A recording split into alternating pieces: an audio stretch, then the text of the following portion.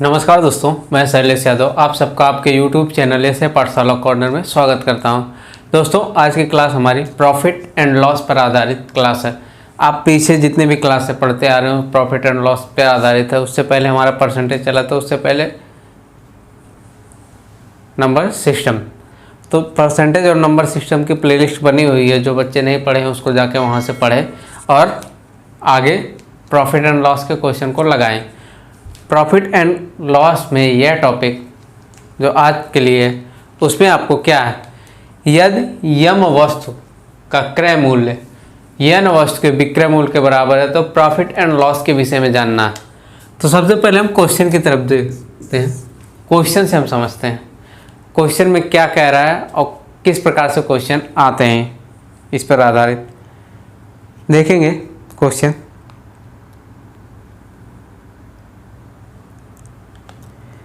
50 वस्तुओं का क्रय मूल्य 80 वस्तुओं के विक्रय मूल्य के बराबर है तो लाभ अथवा हानि परसेंटेज बताइए। 50 ऊपर आपको दिया गया क्वेश्चन, 50 वस्तु का सीपी 80 वस्तु के एसपी के बराबर है।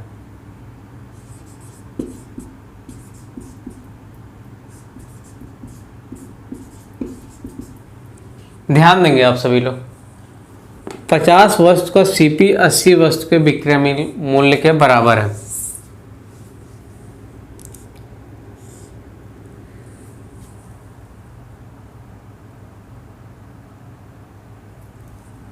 तो इसमें लाभ होगा कि हानि होगी, तो इसको देखेंगे हम। पहले सबसे पहले 50 वस्तु का सीपी 80 वस्तु के विक्रय मूल्य के एसपी के बराबर है। तो सबसे पहले हम क्या करेंगे, 50 और 80 का एलसीएम ले लेंगे।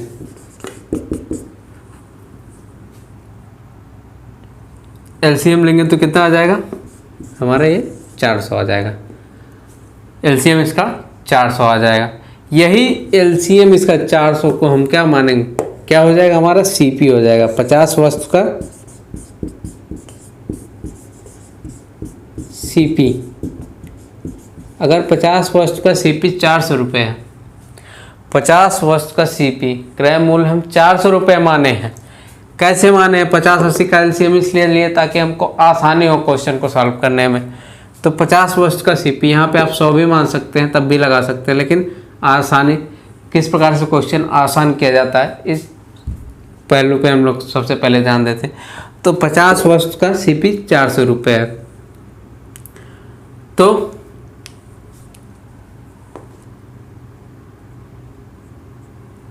हमको क्या निकालना है, प्रॉफिट परसेंटेज निकालना है, प्रॉफिट निकालना। प्रॉफिट निकालने के लिए हम क्या करेंगे, अगर 50 वस्तु का सीपी 400 रुपये है तो एक वस्तु का कितना होगा,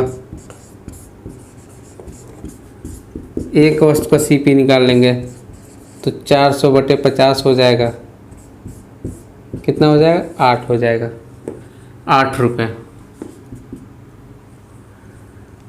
कितना हो जाएगा हमारा, 8 रुपये हो जाएगा। 80 वस्तु का एसपी, 80 वस्तु का एसपी, यह भी हमारा कितना होगा, 400 होगा। क्यों, क्योंकि दोनों के लिए एलसीएम लेके हम दोनों एक दूसरे, जो 50 वस्तु का सीपी है वही तो 80 वस्तु का एसपी है, क्वेश्चन में आपको दिया हुआ है। तो एक वस्तु का एसपी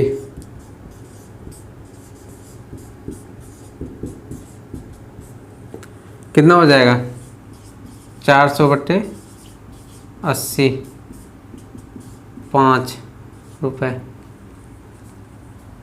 अब एक वस्तु का विक्रय मूल्य 5 रुपये है और सीपी 8 रुपये है, तो लाभ होगा कि हानि होगी, इसको आपको देखने के बाद पता चल जा रहा है।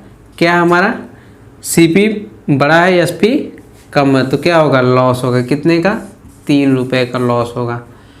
तो अब हमारा क्या हो जाएगा, हमारा लॉस परसेंटेज निकालना होगा। लॉस प्रतिशत बराबर क्या हो जाएगा, 3 जो हमारा लॉस आया 3 बटे क्या है, सीपी है। सीपी हमारा कितना है, 8 है गुणे 100।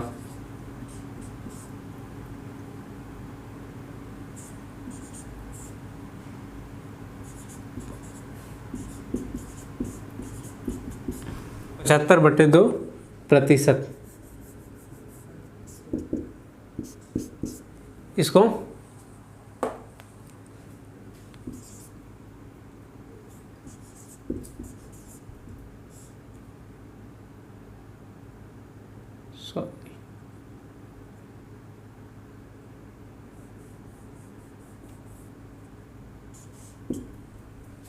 इतने परसेंट का हमारा क्या होगा, लॉस होगा। 37.5% का लॉस होगा। आइए हम फार्मूला देख लेते हैं कि इसको एक लाइन में कैसे लगाएंगे। तो ये देखिए हमारा 3 क्या है, 3 हमारा अंतर, ये तो सीपी और एसपी का, सीपी और एसपी अर्थात वस्तु का अंतर। तो क्या हमारा वस्तु का अंतर, वस्तु का अंतर बटे क्या हमारा एसपी, एसपी हमने क्या लिया, एसपी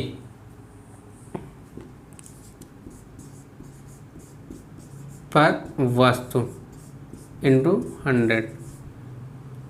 अब देखिए इस पे हम लगाते हैं, आता है कि नहीं आंसर उसको देख लेते हैं। वस्तु सीपी पर कितना है 50 और 80, अंतर कितना हो जाएगा इसका 30 हो जाएगा, बटे ये कितना है 80 गुणे 100,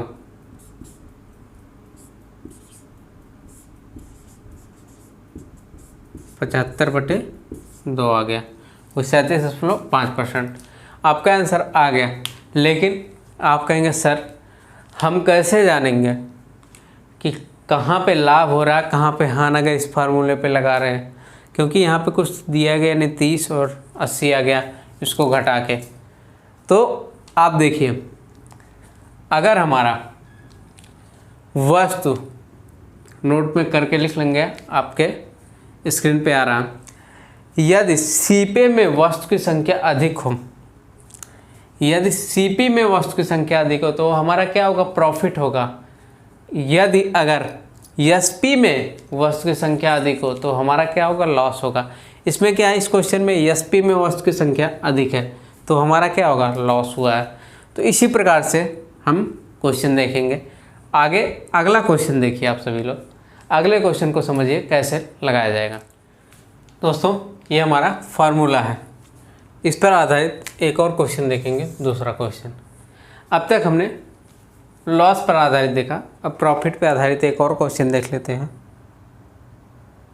देखेंगे क्वेश्चन में क्या दिया, यदि 25 वस्तुओं का मूल्य पर, यह 25 वस्तुएं जिस मूल्य पर खरीदी जाती हैं, 25 वस्तुएं जिस मूल्य पर खरीदी जाती हैं उसी मूल्य पर 18 वस्तुओं को बेच दिया जाता है, तो लाभ अथवा हानि परसेंटेज बताइए कितनी। 25 वस्तु, ये क्या सीपी पर, और 18 वस्तु क्या एसपी।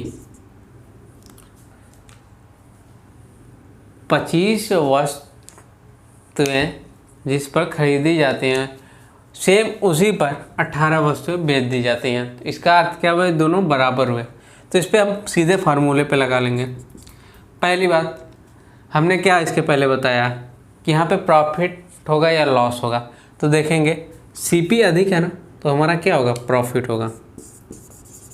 देखते ही मान आप जान जाएंगे सीपी अधिक है तो प्रॉफिट होगा। तो क्या होगा, दोनों का अंतर होगा 25 माइनस 18, 25 में से 18 जाएगा, कितना होगा 7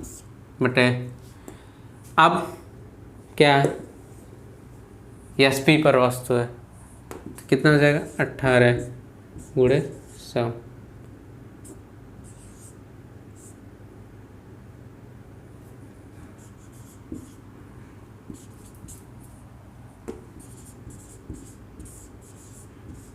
यही क्या हो जाएगा हमारा आंसर।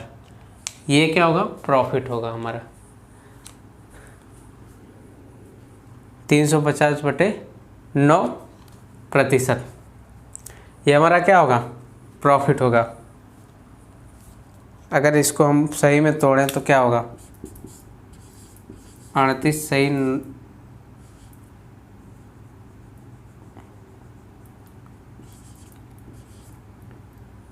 8/9, ये हमारा क्या होगा, आंसर होगा।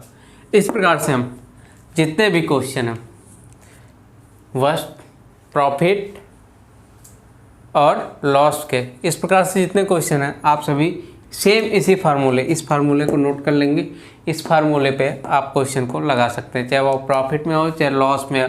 उसके लिए आपको बताया गया है कि आप कैसे जानेंगे कौन सा क्वेश्चन प्रॉफिट में दिया गया, किस क्वेश्चन में प्रॉफिट पूछ रहा है, किस क्वेश्चन में आप वो डायरेक्टली देख के बता सकेंगे कि प्रॉफिट हो रहा है या लॉस हो रहा है। तो आपको ज़्यादा इसके लिए उछल कूद नहीं करनी है, डायरेक्ट आप इसको क्वेश्चन को देखेंगे, उसमें आप क्वेश्चन में सीधे प्रॉफिट एंड लॉस ये फार्मूला यूज करेंगे और क्वेश्चन को आप लगा लेंगे। दोस्तों आज के लिए बस इतना ही, अगली क्लास में फिर से मिलेंगे, तब तक के लिए धन्यवाद।